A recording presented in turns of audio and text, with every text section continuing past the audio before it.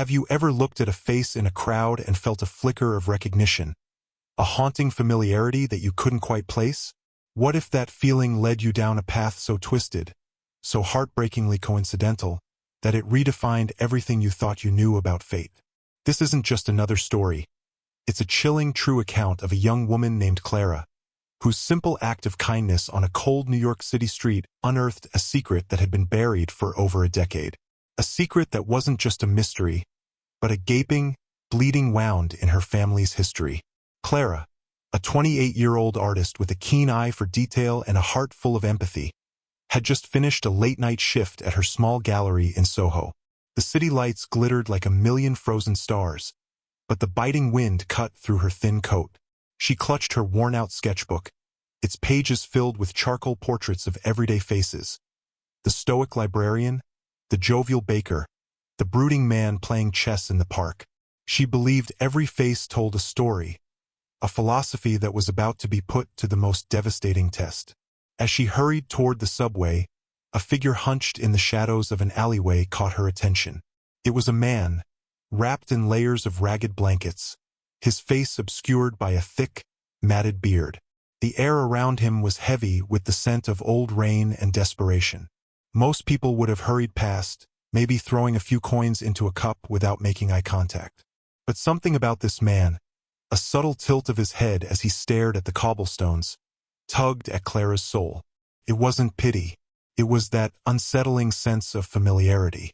She hesitated, her feet glued to the pavement. The man didn't move, a statue of sorrow and neglect. His hands, gnarled and raw, trembled slightly as he held a small, faded photograph. Clara's curiosity, and that persistent feeling of recognition, won out over her fear. She walked toward him, her footsteps echoing in the silence of the alley. "Sir, are you all right?" she asked, her voice soft and hesitant. He didn't look up. He just continued to stare at the photo, a silent vigil to a life long gone. As Clara got closer, the man's face became clearer in the dim light. His eyes, though clouded with pain and exhaustion, held a deep, melancholic blue, a blue that made Clara's breath catch in her throat. She had seen those eyes before, in old family photos, in the youthful face of her mother's older brother, a man who had vanished without a trace when she was just a child, a man everyone had given up for dead, Uncle Leo. The resemblance was chilling, a perfect mirror of the man in the photograph her mother kept hidden in a dusty old photo album. The same prominent brow, the same slight curve of the nose, and most of all, those piercing blue eyes that seemed to hold the weight of the world. It was a resemblance so striking, so impossibly coincidental, that it sent a cold shiver down Clara's spine. But Uncle Leo was gone. He had been for 17 years. He had left for a new job in another city, promised to call, and then nothing. The police had searched, but the trail went cold. Over the years, the family had mourned his disappearance, a silent, painful void that hung over every holiday gathering. They'd moved on, or at least they'd tried to. Her mother, Elena, had never fully recovered from the loss of her beloved brother. She'd always carried a quiet hope, a flicker of a belief that he was still out there somewhere, a hope that Clara had dismissed as a mother's wishful thinking. Now that wishful thinking was staring at her from the street corner, wrapped in rags and despair. Clara's mind raced, a whirlwind of disbelief and frantic hope. Couldn't be him. It was a cruel trick of the light, a figment of her overactive imagination. She had to be sure. She knelt down, her heart pounding a frantic rhythm against her ribs. "Leo?" she whispered, the name feeling foreign and sacred on her tongue. The man's head snapped up. His eyes, those impossibly familiar eyes, locked with hers. A flicker of something, a spark of recognition, passed through their depths. A wave of raw, unfiltered emotion washed over his gaunt face. He didn't speak, but the single tear that carved a clean path down his grimy cheek spoke volumes. It was him. It was really him. The man everyone had mourned, the ghost of her family's past, was alive and living on the streets of New York. The reality of it was too much to process. The questions began to flood her mind, a torrent of desperate queries. Where had he been? Why did he disappear? What had happened to turn a successful, happy man into this shell of a human being? The city around them faded into a blur. The honking taxis, the distant sirens, the hurried footsteps of passers-by, all of it became background noise to the seismic shift that had just occurred in Clara's world. This wasn't just a discovery. It was an unearthing. A forgotten story, a secret tragedy, was about to unravel, and Clara was the one who had stumbled upon the first, most devastating clue. The journey to understand what happened to Uncle Leo had just begun, and it would be a journey fraught with more pain, more secrets, and more shocking revelations than she could ever imagine. The story wasn't just about a man who went missing.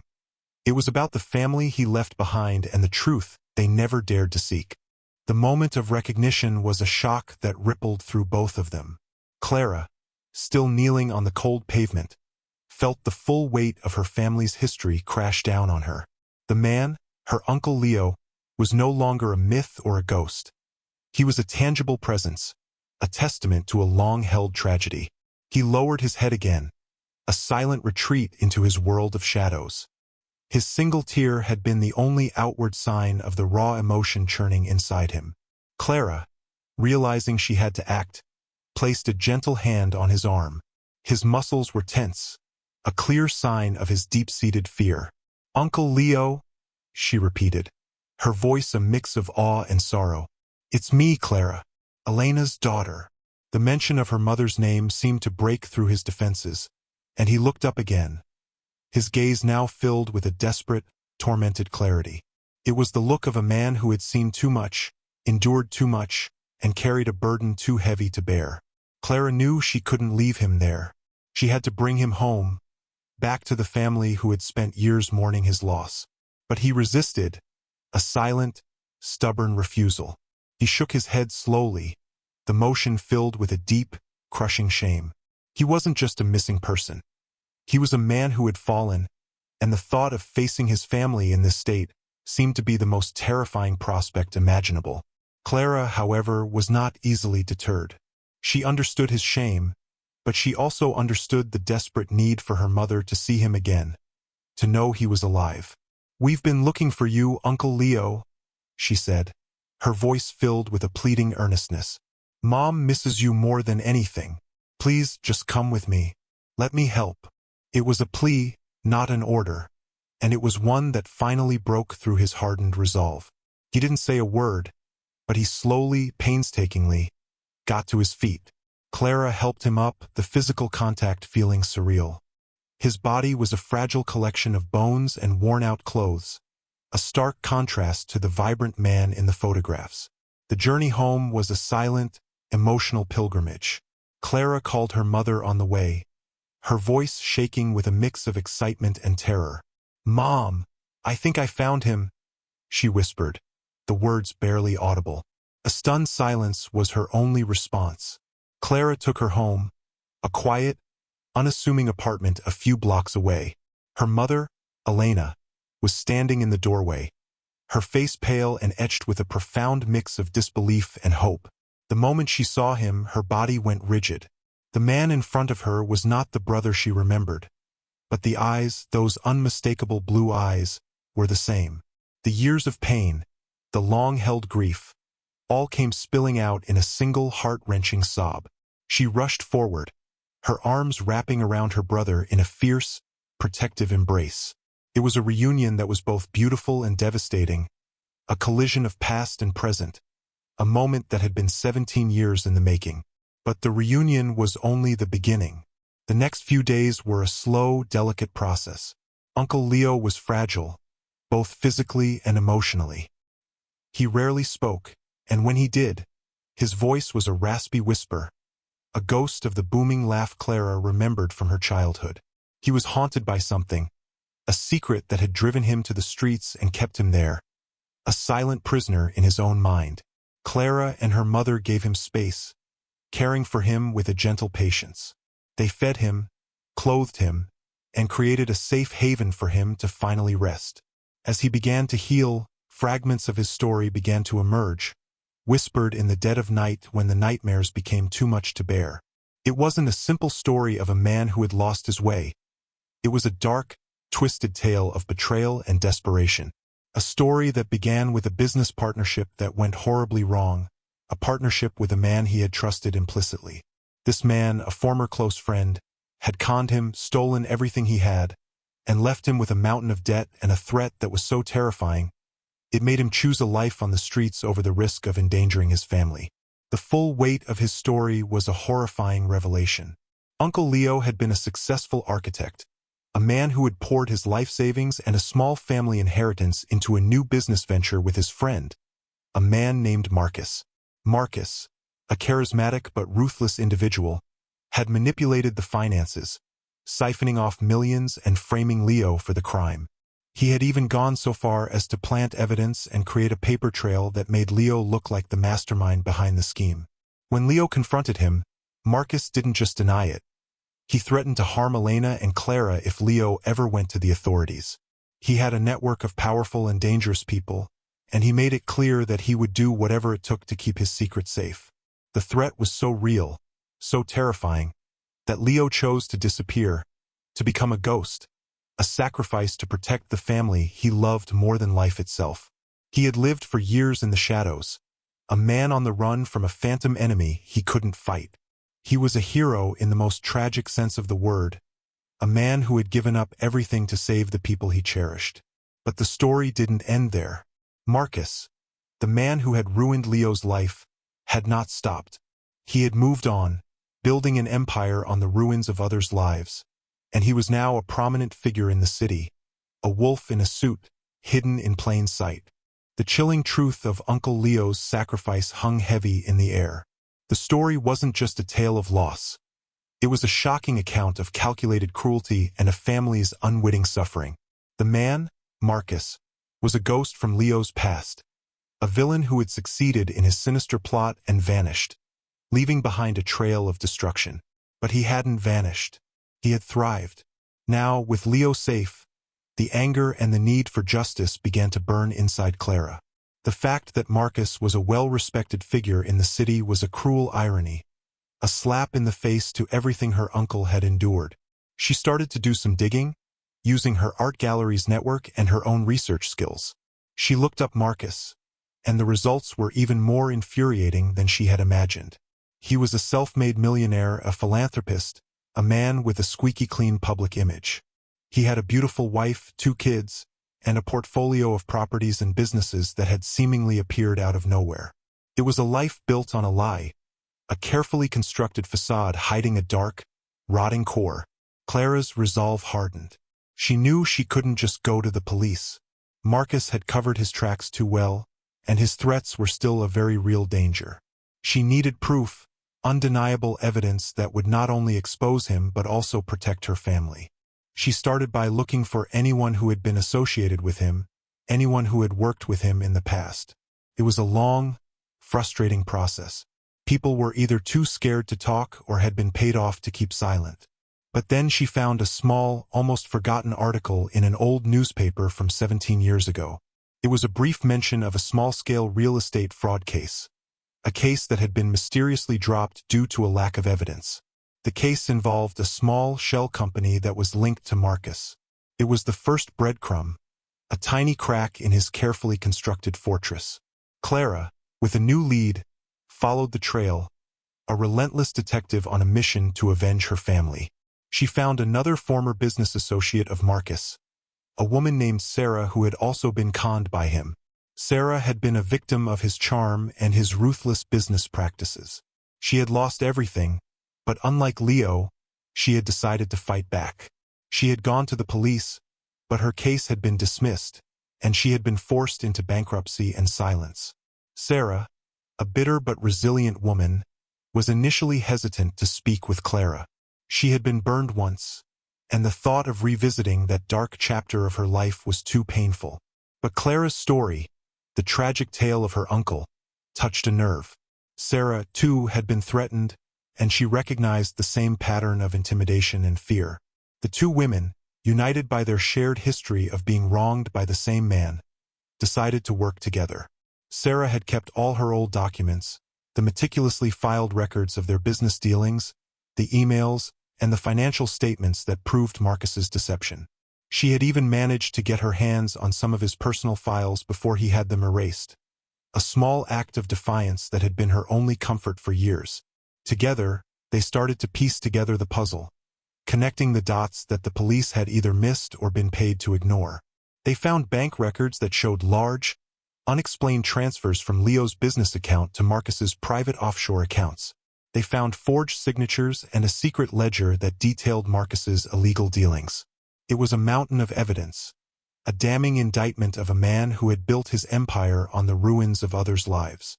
But the most shocking discovery was yet to come. As they were going through the files, they found a small, hidden folder. Inside, there was a single, grainy photograph. It was a picture of a young man, a man who looked strikingly like Leo, but with a different expression, a cold, calculating look in his eyes. On the back of the photo, there was a handwritten note, "Our insurance." Clara's blood ran cold. The man in the photograph was not her uncle. It was Marcus's brother, a man who looked so much like Leo that he could have been his twin. It was a chilling revelation.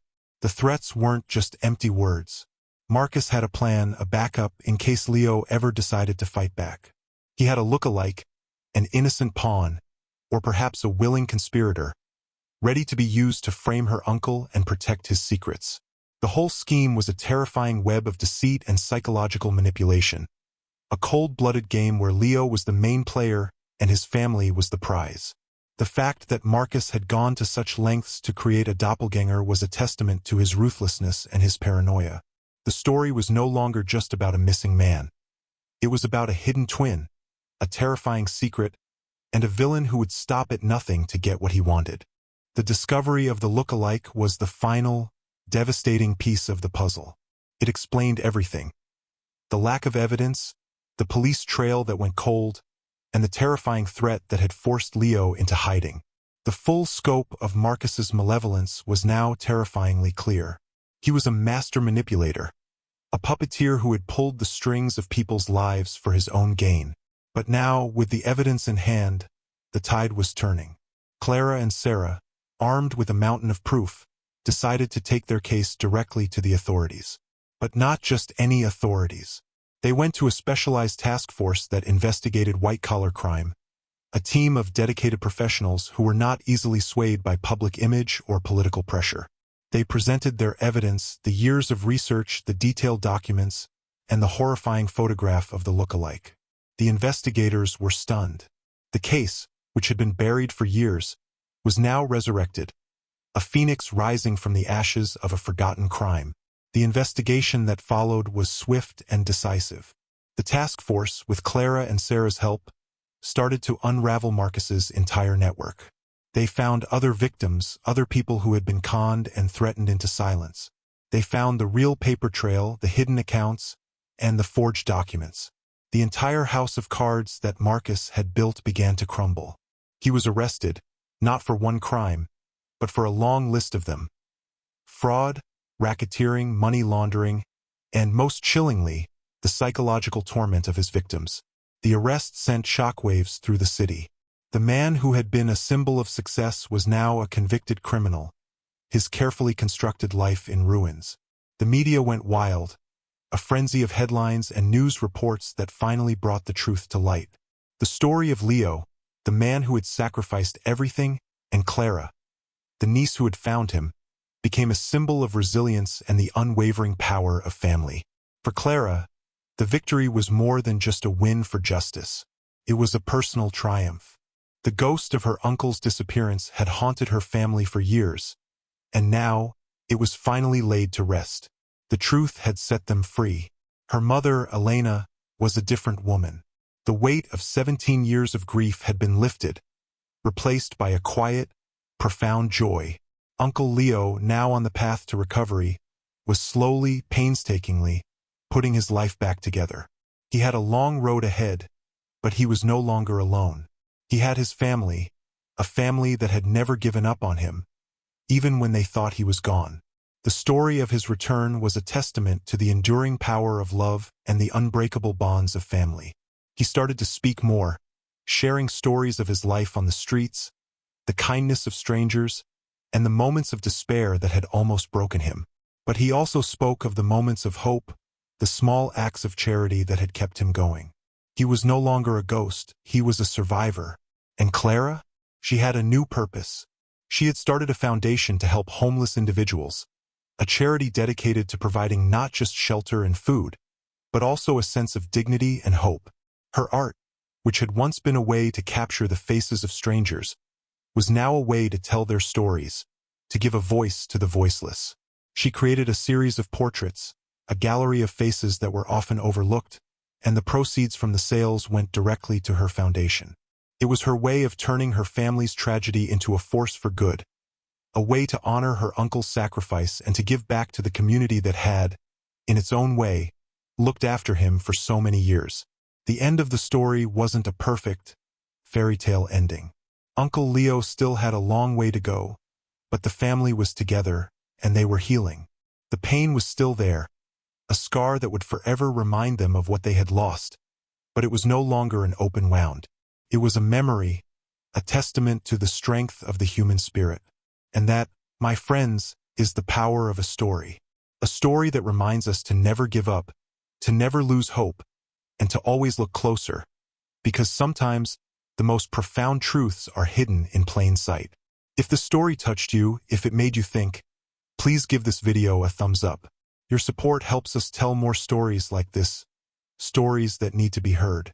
And don't forget to subscribe and turn on the notification bell so you don't miss our next video. We have so many more incredible stories to share, and we can't wait to share them with you.